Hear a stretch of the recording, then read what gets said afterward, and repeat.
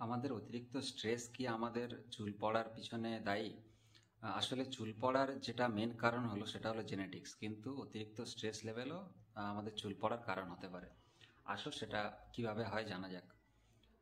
আমরা যখন অতিরিক্ত স্ট্রেস নিই তখন আমাদের ব্রেনে হাইপোথ্যালামাস থাকে। এই হাইপোথ্যালামাস তখন অ্যাড্রিনাল গ্ল্যান্ডকে সিগন্যাল পাঠায় যে ভাই কর্টিসল রিলিজ কর।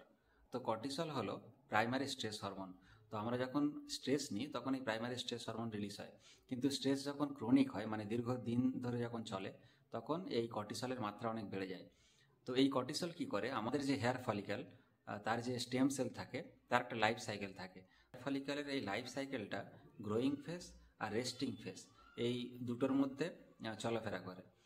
তো অতিরিক্ত যখন আমাদের কর্টিসল লেভেল হয় তখন কর্টিসল হেয়ার ফলিকলের স্টেম সেলকে রেস্টিং ফেসের দিকে পুশ করে আর গ্রোয়িং ফেসটা কমিয়ে দেয়। এটাকে বলা হয় টেলোজেন ফেস। ওকে।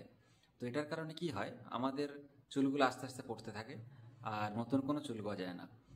এটাকে বলা হয় টেলোজেন এফ্লুভিয়াম। কিন্তু যদি তুমি তোমার স্ট্রেসটাকে কার্ভ আউট করতে পারো আর তোমার কর্টিসল লেভেল নর্মাল অবস্থায় ফিরে আসে, তখন আবার এই হেয়ার ফলগুলো রিভার্স হয়, মানে তোমায় আবার যে স্ট্রেসের কারণে যে হেয়ার ফল হচ্ছিল সেটা আবার কমে যায়, দিয়ে তুমি নর্মাল অবস্থায় ফিরে আসো।